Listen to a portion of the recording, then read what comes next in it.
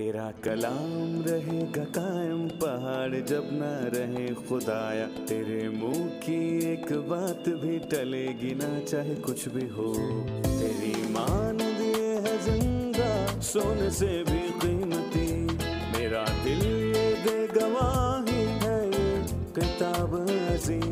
नाज़िल करे अपना कलाम शिकस्ता दिलों को सुकून मिले, तारीखी दूर हो मेरी राहें रोशन कर। दे अपना कलाम कसरत से ए खुदा बदल दे, रिहाई दे कसरत से फल मिलाओ। कलाम रहेगा कायम पहाड़ जब ना रहे खुदाया, तेरे मुंह की एक बात भी टलेगी ना चाहे कुछ भी हो। अजीज नाजरीन, मैं अयाज ज़रीफ आप सब देखने वालों को हमारे रोज़ के बाइबली मुतालिया प्रोग्राम की इस नई किस्त में खुशामदीद कहता हूँ। हम बाइबल मुकद्दस की तीसरी किताब यानी अहबार की किताब का मुतालिया कर रहे हैं और हम इसके 11वें बाब पर पहुँच चुके हैं। मैं चाहूँगा कि आप अपनी बाइबल मुकद्दस खोलिए और हमारे साथ इस मुताले में शामिल हो जाइए। लेकिन प्रोग्राम के बाकायदा आगाज से पहले मैं खुदा के खादिम भाई यूसुफ रियाज को स्टूडियो में खुशामदीद कहूँगा। बहुत शुक्रिया भाई। भाई कैसे हैं आप? मैं ठीक हूँ। साथ ही हमारे दीगर मेहमानों को भी खुशामदीद। भाई यूसुफ, जबकि हम 11वें बाब पर पहुंच चुके हैं तो हम एक नए हिस्से का मुताला शुरू करने वाले हैं, लिहाजा हमें इस हिस्से के मरकजी मजमून से आगाह होने की जरूरत है। हम ये जानते हैं कि अहबार की किताब मसीह के करीब होने के हवाले से है। इस मजमून के आखिरी हिस्से तक 16वीं बाब तक जब हम पहुंचते हैं, कफारे का दिन यहूदियों का साल वो वाहिद दिन है जिसमें काहिन पाक तरीन मुकाम में दाखिल होता है। ये 16वें बाब का मजमून है जिसे हम नहीं छेड़ेंगे। इस बाब तक 3 मरकजी ख्याल आए हैं। बाब 1 से 7 तक कुर्बानी और फिर बाब 8, 9 और 10 में कहानत और बाब 11 से लेकर 15 तक पाकीज़गी है, जिसे हम 6 हिस्सों में तकसीम कर सकते हैं। क्या खाना रवा है और क्या खाना नहीं है, यही 11वें बाब का मौजू है। 12वां बाब इंसान पैदाइशी नापाक है, ये 12वां बाब है। 13वां बाब कोड़, जो कि नापाकी का हैबतनाक निशान है। उस वक्त कोड़ियों के कपड़े और कोड़ियों के घर भी अलहदा हुआ करते थे। और आखिर में इंसानी जिस्म से निकलने वाला मादाए हयात जो इंसान को नापाक करता है। सो नापाकी के मुतल्लिक यहाँ 6 बातें हैं। खुदा सिर्फ हमारी इबादत में दिलचस्पी नहीं रखता, जबकि हमारी दिलचस्पी अपने दिल की बातें पूरी करने में है, लेकिन वो हमारी इबादत और दिल दोनों में दिलचस्पी रखता है। और यही इन अबवाब का मकसद है जो हमें बताते हैं कि क्या खाना रवा है और क्या खाना रवा नहीं। सही, तो आपने हमें अहबार की हतमी तकसीम बता दी है। वैसे देखा जाए तो किताब 2 मरकजी ख्यालात पर रोशनी डालती है, इबादत करना और खुदा के करीब होना। जी। फिर पाकीज़गी है। सही। आज हम दूसरे हिस्से पर बात करेंगे जो पाकीज़गी से मुतालिक है। जी। खुदा के लोगों को इस धरती पर रहते हुए पाकीज़गी के मुतालिक ऐसी बात करने की क्या जरूरत है? दरहकीकत इंसान की पहचान नापाकी है, इसलिए इस बाब का मरकजी लफ्ज नापाक है, ना कि पाक, क्योंकि पाक सिर्फ खुदा है। और इसीलिए शायद नापाकी का इलाज बहुत जरूरी है और ये अबवाब इसी के ताल्लुक से बात करते हैं। मिसाल के तौर पे लफ्ज नापाक 11वें बाब में तकरीबन 34 मरतबा आया है और लफ्ज मकरू 10 मरतबा। इसलिए वो लफ्ज नापाक बार बार नहीं कहता कि तुम आरज़ूमंद ना हो जाओ, बल्कि इसलिए कि तुम इससे कराहत। ये मुझे उस बात की याद दिलाता है जो दानियल के लिए पहले बाब की 8वीं आयत में कही गई। लेकिन दानियल ने अपने दिल में इरादा किया कि अपने आप को शाही खुराक से और उसमें से जो वो पीता था नापाक ना करे। दानियल ने अपने दिल से इरादा किया, ना कि ज़हन से। जैसे मैं कभी ज़हन से इरादा करता हूँ, लेकिन दिल से मुझे नापाकी पसंद है। अफसोस बहुत सौ का यही ख्याल है। लेकिन दानियल ने नापाकी से नफरत की, या रोमियो के 12वें बाब के मुताबिक मोहब्बत बेरिया हो और बदी से नफरत रखो। ज़बूर 97 में लिखा है, ए खुदावंद से मोहब्बत रखने वालों, बदी से नफरत करो। ईमानदारों के लिए ना सिर्फ गुनाह की ख्वाहिश दिल में होते हुए उससे परहेज करना अच्छा है, बल्कि उससे नफरत करते हुए खुदा के फजल को लेना भी है। जब हम मरकज 7 को पढ़ते हैं तो हम मसीह के अल्फाज को देखते हैं कि कुछ भी इंसान के बाहर से अंदर जाता है उसे नापाक करता है। सो नापाकी अंदर ही से फूटती है। खाना पीना आदमी को नापाक नहीं करता। हम अहबार 11 के मुताले से ऐसे खानों की तकसीम को देखेंगे जो आदमी को नापाक कर सकते हैं। जबकि बाकी पाक हैं। सही। सो अहबार 11 और मरकज साथ में यीशु के अल्फाज को आपस में किस तरह मिला सकते हैं? पुराना निजाम यानी शरीयत सिर्फ एक अक्स है उन तमाम अच्छी बातों का जो आने वाली थीं, और वो सच्चाइयों की तकमील नहीं। हमने पढ़ा कि शरीयत ने किसी चीज को कामिल नहीं किया, इसलिए शरीयत ने हमें सिर्फ लफ्ज ही सिखाए हैं। उसे तालीमी कहा इमदाद जा सकता है। मतलब इसने हमें सिखाया कि खुदा पाक है, जबकि वो दुनिया जिसमें हम रहते हैं मुकम्मल तौर पर, या ये कहना चाहिए कि ज्यादातर बदी में मुब्तला है। मोहतात रहें। आप क्या खाते हैं, क्या छूते हैं? नए अहदनामे में लिखा है कि नापाक चीजों को ना छुओ तो मैं तुम्हें कबूल कर लूंगा। ये ना सिर्फ ना खाने के मुतालिक है, बल्कि छूने से भी मना किया गया है, जो खुदा हमें सिखाता है। सो इस बाब में पाकीज़गी और नापाकी के मुतल्लिक सबक अबूरी, इज्तमाई, तालीमी और कौम को जी। उसकी शुरुआत में पाक करने वाला है। खुदा उनके सामने पाकीज़गी और नापाकी के इब्तदाई असबाक को रख रहा है कि जो कुछ खाना चाहिए और वो जो नहीं खाना चाहिए। बिल्कुल। ये तब हुआ जब हम मुकम्मल मुकाशफा तक नहीं आ गए, जो मसीह ने बयान किया कि नापाकी इंसान के बातिन से आती है। जो कुछ बाहर से अंदर जाता है आदमी को नापाक नहीं करता। आपका यहाँ होना एजाज की बात है। उसे ना छूना, ना चखना और ना हाथ लगाना। और लिखा है कि क्योंकि ये चीजें काम में आती आती फना हो जाएंगी। ये वो चीजें हैं जिनकी कदर नहीं है, लेकिन वो हमें यहाँ पर ये सिखाता है कि खुदा पाक है, सो हमें उसके लोग होते हुए पाक होना चाहिए। सही। इस बाब का एक हिस्सा पढ़ना चाहूंगा, फिर हम उस पर बात करेंगे। मैं इस बाब की पहली आयत से 8वीं आयत तक पढ़ूंगा। फिर खुदावन ने मूसा और हारून से कहा, तुम बनी इसराइल से कहो कि जमीन के सब हैवानात में से जिन जानवरों को तुम खा सकते हो वो ये हैं, जानवरों में जिनके पांव अलग और चिरे हुए हों और वो जुगाली करते हैं तुम उनको खाओ, मगर जो जुगाली करते हैं और उनके पांव अलग हैं उनमें से तुम इन जानवरों को ना खाना, यानी ऊंट को, क्योंकि वो जुगाली करता है पर उसके पांव अलग नहीं हैं, सो वो तुम्हारे लिए नापाक है। और साफान को, क्योंकि वो जुगाली करता है पर उसके पांव अलग नहीं और वो भी तुम्हारे लिए नापाक है। और खरगोश को, क्योंकि वो जुगाली तो करता है पर उसके पांव नहीं, वो भी तुम्हारे लिए नापाक है। और सूर को, क्योंकि उसके पांव अलग हैं और चिरे हुए हैं पर वो जुगाली नहीं करता, वो भी तुम्हारे लिए नापाक है। तुम उनका गोश्त ना खाना और उनकी लाशों को ना छूना, वो तुम्हारे लिए नापाक हैं। कलाम पहले हमें जानवरों के मुतल्लिक बताता है कि पाक जानवरों की क्या खसूसियात हैं, कि उनके पांव चिरे हुए हैं और वो जुगाली करते हैं। इसकी तफसील हमें समझाइए। जुगाली करना, उसे अच्छी तरह हजम करना है जो हम खाते हैं या जो जानवर खाते हैं। कुछ जानवर चुगाली करते हैं और बाकी नहीं करते। एक जानवर तब खाने के लायक होता है जब उसमें दो बातें मौजूद हों, एक नहीं, उसके पांव चिरे हुए हों और वो चुगाली करता हो। मैं आपकी तवज्जो अहबार के 11वें बाब पर दिलाना चाहता हूं जहां ये दर्ज है, लेकिन लोगों के जहन में पाक और नापाक जानवरों का तस्वुर इससे भी पेशतर था। हम जानते हैं कि नूह कश्ती में दाखिल हुआ और उसने पाक जानवरों के 7 जोड़े लिए क्योंकि वो उन्हें खुदावंद के लिए कुर्बान सही। करना चाहता था। और ये भी था कि नूह पाक और नापाक जानवरों के मुतल्लिक जानता था। यहाँ पर ऐसी तफसीलात और मालूमात हैं जो पाक और नापाक जानवरों के मुतल्लिक बताती हैं। ये दो बातें, चुगाली करना और पांव चिरे हुए होना, इसका मतलब है कि चिरे हुए पांव दुनिया में जुदाई को जाहिर किया करते हैं। ये अलामत है ताकि अलग पहचान जी, हो। पहचान के लिए।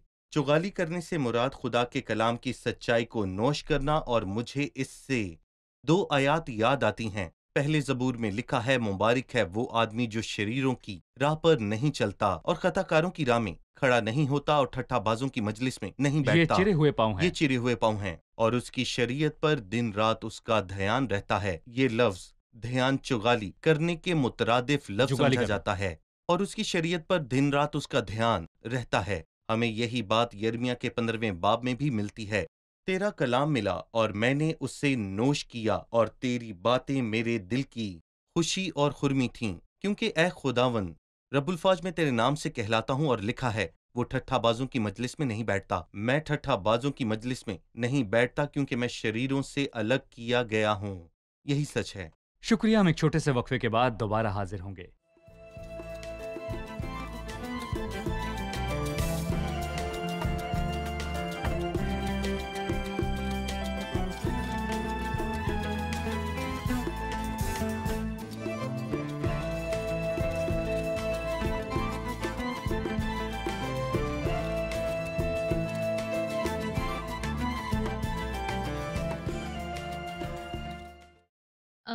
9वीं आयत से, जो जानवर पानी में रहते हैं उनमें से तुम इनको खाना, यानी समुद्रों और दरियाओं वगैरह के जानवरों में से जिनके पर और छिलके हों उन्हें तुम खाना। वो मछलियाँ जिनके पर और छिलके हैं क्यों खाई जाती हैं? जी ये भाई। जानना जरूरी है कि छिलके क्या हैं। ये वो हैं जो मछली के जिस्म को बाहर से ढांपे रखते हैं, जिन्हें लोग खपरे भी कहते हैं। और ये छिलके जिस्म के अंदर से पैदा होते हैं। ये मछली के जिस्म में कुव्वते मदाफत को पैदा करता है जब वो गंदे पानी में तैरती है, जबकि हर मछली को पानी के बहाव के मुखालिफ तैरने की कुव्वत देते हैं। और ये बात वो कहना चाहता है कि मछली को पाक और खाने के लायक होने के लिए इन दोनों बातों की जरूरत है, और उस मछली को अपने आसपास के माहौल से मुख्तलिफ होना है। दानियल ने भी ऐसी जिंदगी गुजारी, और यूसुफ भी खराब माहौल में जी रहा था, लेकिन वो मुकम्मल तौर पर उससे जुदा था। एक ईमानदार के लिए अच्छा है कि वो छिलकेदार हो। मुझे ये भी लगता है कि लूत भले ही बहुत ज्यादा कमजोर था और उसे बुरे लोगों से जुदा किया गया था। बुराई उसके पास थी, लेकिन उसके पास खरपे नहीं थे कि वो पानी के मुखालिफ जा पाता। लेकिन यूसुफ के पास वो थे, सो वो लहरों के मुखालिफ गया और उसे कैद में क्यों ना डाला जाता। और दानियल के पास भी वो पर थे, इसलिए उसे शेरों की मान में डाला गया, और खुदावन ने यूसुफ को इज्जत बख्शी और दानियल को भी, और कहा कि ये बात मुझसे दूर हो, क्योंकि जो मेरी इज्जत करते हैं मैं उनकी इज्जत करूंगा। लूत ने इज्जत ना पाई, वो रास्तबाज था, जैसे कि नए अहदनामे के गवाह हैं। सही, ये पाकीज़गी और नापाकी की हालतें हैं जी जब हम उन्हें जानवरों से सीखते हैं। आयात 1 ता 8 से, या मछलियों से मुत्तलिक आयात 9 ता 12 से। सही और फिर एक और तीसरी सही। किस्म है, हमें उसके बारे में भी बताएं। 13वीं आयत से 28वीं आयत तक परिंदों के बारे में बात की गई है। जी, वो यहाँ पर परिंदों की बात करता है। बहरहाल इस बाब के आखिर में इस कानून साजी का खुलासा 4 बातों में कर दिया गया। ये कानून 4 जानवरों के मुत्तलिक है, और परिंदों के, और हर उस जानवर के मुत्तलिक जो पानी में मौजूद है, और हर उस जानवर के मुत्तलिक जो जमीन पर रेंगता है। सो जानवर हैं, परिंदे हैं और जानदार हैं जो पानी में रहते हैं, और वो हैं जो जमीन पर रेंगते हैं। सही। और परिंदों में 2 खसूसियात लाजिम हैं जो उनको खाने के लायक बनाती हैं। वो ऐसे शिकारी ना हों जो एक दूसरे को खाते हैं या फिर किसी किस्म का भी गोश्त खाते हैं, और वो उन परिंदों में से भी ना हों जो मुर्दा लाशों को खा जाते हैं। ये वो 2 बातें हैं जो परिंदों में लाजमी होनी चाहिए, यानी उनकी रूहानी हैसियत जरूरी है। वो क्या है, हम इसी पर बात करना चाहते हैं। रूहानी हैसियत ये है कि एक सच्चा ईमानदार कभी भी दूसरों का गोश्त नहीं खाता, कभी भी नहीं। रूहानी मुराद खाने वालों में अहमियत से यह है नहीं। कि ईमानदार शिकारी नहीं। लेकिन अगर तुम एक दूसरे को काटते और फाड़ खाते हो तो खबरदार रहना कि एक दूसरे का सत्यानाश ना करो। और फिर दुनिया मुर्दों से भरी पड़ी है। क्या आपको याद है कि पैदाइश के 8वें बाब में कव्वे के मुतल्लिक क्या कहा गया था? जिसे नूह ने कश्ती से बाहर भेजा था, वो कौवा उड़ा और उसने लजीज खानों की एक खुली दावत को देखा, लेकिन वो हरगिज लजीज ना थी। दुनिया में मुर्दार ही मुर्दार हर तरफ थे। चूंकि कौवे की फितरत है मुर्दार खाने की, उसे मतलब की चीज मिल गई। लेकिन एक कौवे में और एक कबूतरी में बहुत बड़ा फर्क है, क्योंकि एक कबूतरी साफ सुथरी खुराक खाती है, और एक सच्चे ईमानदार को भी ऐसा ही होना चाहिए। सही। सो अगर परिंदों से मुतल्लिक कानून है, तो पाक परिंदे वो हैं जो मुर्दार ना खाएं, वो एक दूसरे को नुकसान भी ना पहुंचाएं, वो दूसरों का गोश्त भी नहीं खाते। और यही ईमानदारों पर भी लागू होता है। फिर उन्हें क्या खाना चाहिए, एक ईमानदार की क्या खुराक है? अगर उसे मुर्दार नहीं खाना, उसे अपने भाइयों से कैसा बर्ताव करना चाहिए? अगर उसे उन्हें नहीं काटना, तो उसके लिए क्या नसीहत है? अपने भाइयों से बर्ताव करने पर क्या नसीहत है? हमें मोहब्बत रखनी है, भले ही मलामत की जरूरत क्यों ही ना हो, वो भी मोहब्बत और नरमी के साथ होनी चाहिए, क्योंकि हम में फर्क होना जो चाहिए कि जख्म कैसे दोस्त के हाथ से दिखेगा। लगे वो पुरवफा हैं। बिल्कुल। सो जो हमको खाना है, पाक और खाने के लायक परिंदे, उनकी खुराक क्या है? यकीनन मुर्दार नहीं। सो अगर किसी पाक परिंदे के सामने मुर्दार ले आए तो क्या वो उसे खाएंगे? यकीनन नहीं। वो मुर्दार को पसंद नहीं करते, क्योंकि जो पाक होते हैं वो परिंदे खालिस और पाक खुराक खाते हैं, जिससे हमारा ध्यान इस सच्चाई की तरफ जाता है कि हम खुदा के जिंदा और पाक कलाम से नोश करते हैं। हमें इसे खाना चाहिए। तेरा कलाम मिला और मैंने इसे नोश किया। ईमानदार पाक परिंदे हैं जो एक दूसरे को जी नहीं काटते, वो एक दूसरे को दुख नहीं देते बल्कि एक दूसरे से मोहब्बत रखते हैं, वो एक दूसरे के लिए शफकत रखते हैं, वो एक सही। दूसरे के लिए मेहरबान हैं जी और नरम दिल और एक दूसरे को माफ सही। करने वाले। वो बिल्कुल अपने लिए पाक खुराक का इंतखाब सही। करते हैं, वो खुद मसीह को नोश करते हैं और पाक कलाम को नोश करते हैं। कलाम मिला और मैंने उसे नोश किया। बिल्कुल खुदा के कलाम पर हमला करने वाले एक एतराज करते हैं जो मैंने सुना, पढ़ा और देखा है। और 22वीं आयत हमें कुछ खास किस्म के नापाक परिंदों से खबरदार करती है। लिखा है, इन्हें तुम खा सकते हो। अगर हम 21वीं आयत पर जाएं तो लिखा है, मगर परदार रेंगने वाले जानवरों में से जो 4 पांव के बल चलते हैं, तुम उन जानदारों को खा सकते हो जिनके ऊपर कूदने फांदने के लिए पांव के ऊपर टांगे होती हैं, वो जिन्हें तुम खा सकते हो, हर किस्म की टिड्डी। सो जो बाइबल पर हमला करते हैं कि टिड्डी को परिंदों में शुमार कैसे किया जा सकता है, यकीनन वो खुदा के कलाम पर इसलिए उंगली उठाते हैं कि वो किसी भी किस्म की टिड्डी को परिंदों में शुमार करता है। गोया बाइबल इस बात को समझने से कासिर है कि टिड्डी परिंदों में से है या नहीं। आप क्या कहेंगे? टिड्डी उड़ती है, सो इसलिए उसे परिंदों में शुमार किया गया है क्योंकि वो उड़ती है। लेकिन हम इस बात पर गौर करते हैं कि मगर रेंगने वाले जानवरों में से जो 4 पांव पर चलते हैं तुम उनमें से खा सकते हो, जिनकी जमीन के ऊपर चलने के लिए पांव के ऊपर टांगे होती हैं। सो भले ही वो 4 टांगों के ऊपर चलती हैं, वो जमीन पर ही चिपकी नहीं रहना चाहती, सो वो जमीन पर चलती हैं। ये हमें इमाल के 3 बाब की याद दिलाती है, जब खुदाम ने पतरस रसूल के जरिए उस लंगड़े को शिफा दी जो खूबसूरत दरवाजे पर खड़ा था। बाइबल में लिखा है कि वो कूदा, वो चलता और कूदता और खुदा की हमद करता गया। परिंदे जमीन पर बैठे नहीं रह सकते, सो वो पूरी कोशिश करते हैं कि वो जमीन पर कूदें ताकि आसमान के बेहतरीन मुकाम तक पहुंच सकें। सो टिड्डी की 4 टांगे हैं और वो जमीन पर चलती है और उसके पर भी हैं जिनसे वो उड़ती जी। है। सो टिड्डी उड़ने की वजह बिल्कुल से ऐसे परिंदों में शुमार होती है। सही। सही। यहाँ हम एक वक्फा लेंगे और फिर दोबारा हाजिर होंगे।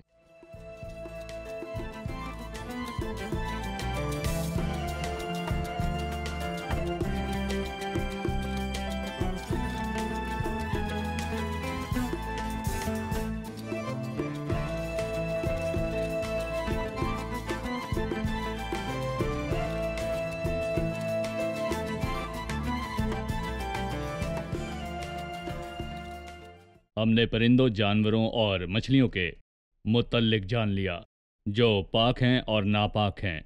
लेकिन 29वीं आयत में लिखा है, और ज़मीन पर के रेंगने वाले जानवरों में से जो तुम्हारे लिए नापाक हैं वो ये हैं। सो यहाँ पर नापाकी के लिए क्या म्यार है?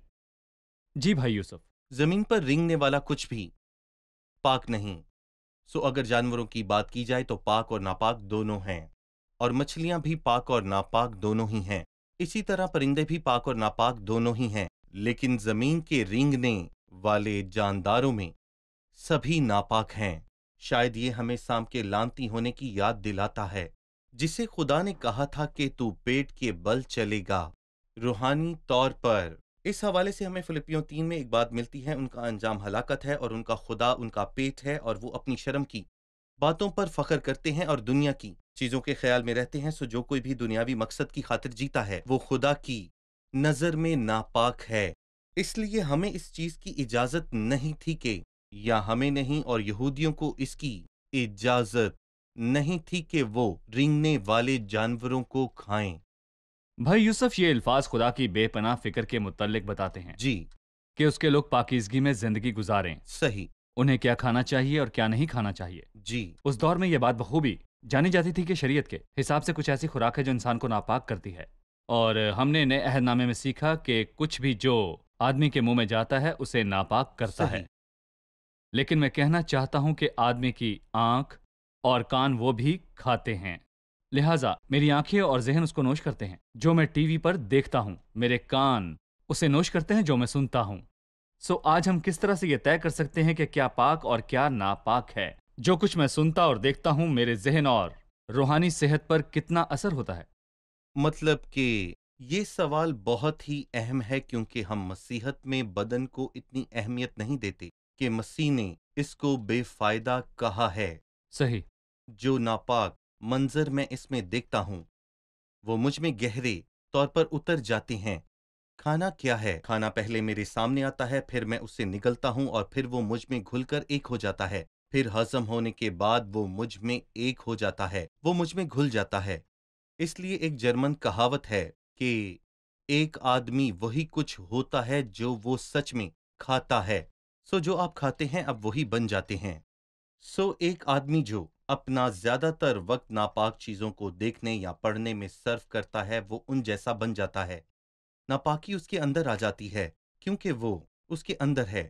इसलिए खुदा परवाह करता है कि हम क्या खाते हैं और क्या पीते हैं या क्या छूते हैं, क्योंकि आहिस्ता आहिस्ता हम वो बन जाते हैं जो हम खाते हैं। सो हमें इस पर तवज्जो देने की जरूरत है। इससे मुराद बदन का खाना नहीं, बल्कि रूहानी खुराक है जो सच में अहमियत रखती है। ये मसीह से मुतल्लिक है। और मसीह को नोश करने का क्या मतलब है? मसीह से यकजां हो जाएं ताकि वो हमारी हस्ती का हिस्सा बन जाए, ये इसका असल मतलब है। लेकिन क्या कोई शख्स मसीह को खा सकता है? तो इससे उसको क्या फायदा होता? बदन तो बेफायदा है। इसलिए हमारे पास इससे मुतालिक कवानीन की फहरिस्त नहीं है कि हमें क्या देखना और क्या नहीं देखना चाहिए, लेकिन खुदा का रूह जो हम में रहता है हमें बताता है कि मसीह को किस बात से जलाल मिलता है। इससे मसीह को जलाल मिलेगा और हमारी रूहानी सेहत इसका सबूत होगी। लेकिन अगर हम खुद को बेतरतीब जिंदगी गुजारने की इजाजत देंगे कि जो चाहे देखें, तो हमारे बच्चे भी वही कुछ देखेंगे। फिर हम दावा करते हैं कि हम मसीह में आजाद हैं और किसी को हम पर अदालत नहीं करनी चाहिए कि हम क्या देखें और क्या सुने। जो कुछ आप खाते हैं बादज़ा आप पर असर करता है, जो कुछ आप सुनते हैं आप पर असरअंदाज होता है। नेकी की और पाक बातों पर गौर किया करें। हमें अपने जहनों और सोचों को वो खुराक देनी चाहिए जो मसीह के जलाल को पैदा करें। इसलिए हमने कहा कि सिर्फ देखना ही नहीं बल्कि ख्वाहिश भी नहीं रखनी है। जब हम ख्वाहिश करते हैं तो उसे देखने के लिए रास्ता भी ढूंढ लेते हैं। एक ईमानदार को ऐसा होना चाहिए। ऐ खुदावंद से मोहब्बत रखने वालों, सही बदी से नफरत करो। भाई, जैसा कि लिखा है कि जो रेंगने वाले जानदार हैं जिनका ताल्लुक सांप से है, यानी जी, पेट के बल चलने वाले, सही। वो उन्हें नापाक कहता है। फिर वो वाजे करता है कि वो किस तरह नापाक करते हैं। 31वीं आयत, सब रेंगने वाले जानदारों में से ये तुम्हारे लिए नापाक हैं। जो कोई इनके मरे पीछे इनको छुए वो शाम तक नापाक रहेगा। जी, आप सिर्फ उन्हें छू कर नापाक हो जाते जी। हैं। फिर ये रेंगने वाले जानदार अगर किसी चीज को छू दें तो वो नापाक हो जाती है। सही। चाहे किसी बर्तन या किसी चीज को छू दें वो नापाक हो जाती है। लिहाजा भाई यूसुफ, मैं पूछना चाहूंगा कि छूने से हम क्या सीखते हैं? मतलब अहबार के 20वें बाब में एक बहुत खूबसूरत आयत लिखी है। लिखा है, सो तुम पाक और नापाक चौपाओं में और पाक और नापाक परिंदों में फर्क करना। तुम किसी जानवर या परिंदे या जमीन पर रेंगने वाले जानदार से जिनको मैंने तुम्हारे लिए नापाक ठहराया है, अलग ठहराया है, अपने आप को मकरू ना बना लेना। और तुम मेरे लिए पाक रहना, क्योंकि मैं जो खुदावंद हूँ और मैंने तुमको कौमों से अलग किया है ताकि तुम मेरे हो। मेरा ख्याल है कि हम ये जानते हैं कि हम खुदा के हैं और खुदा ने हमें अलग किया है, तो यकीनन हमें पता होता है कि यह हमारे लिए एजाज की बात है कि हम दुनिया की नापाकी से ताल्लुक नहीं रखते।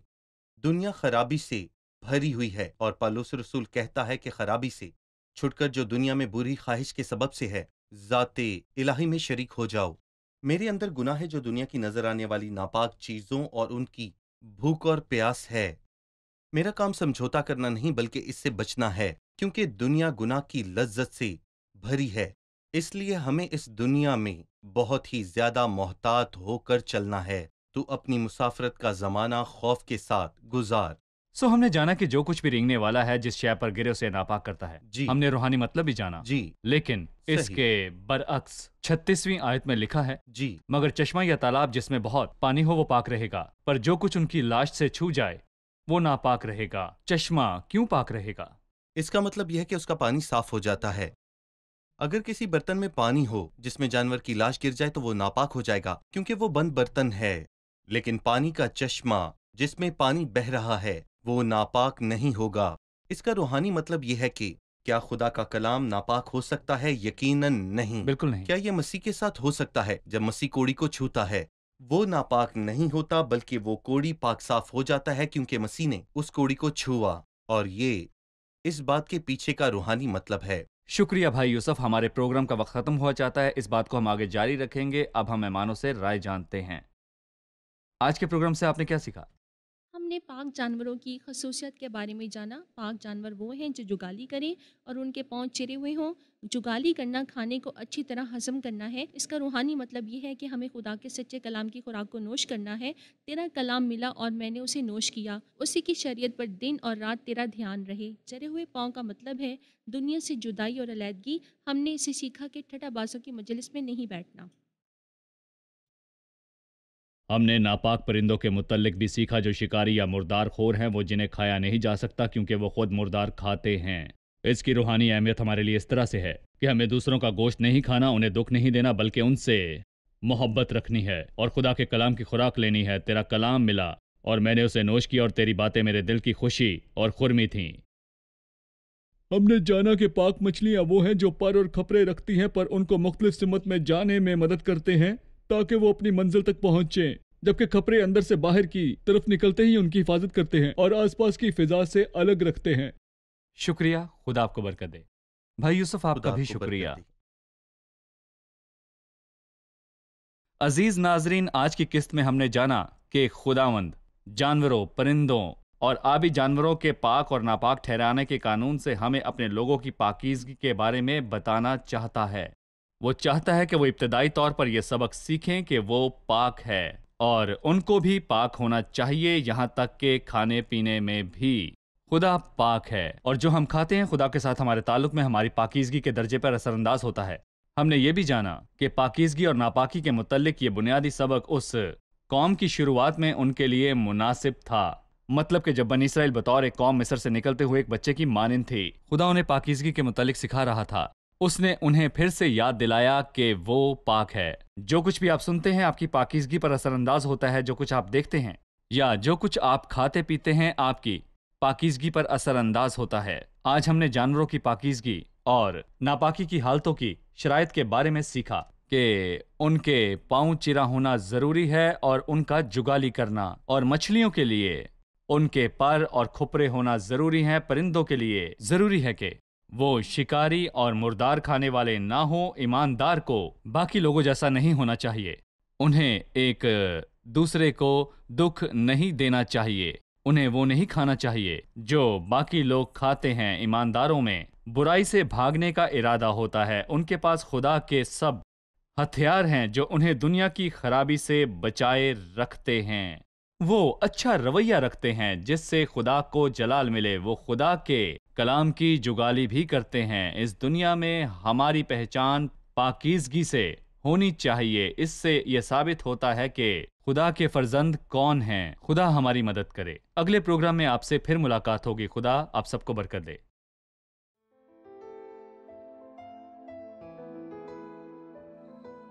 تیرا کلام رہے گا قائم، پہاڑ جب نہ رہے خدایا، تیرے منہ کی ایک بات بھی ٹلے گی نہ چاہے کچھ بھی ہو۔ تیری مانند یہ ہے زندہ سونے سے بھی قیمتی، میرا دل یہ دے گواہی ہے یہ کتاب عظیم۔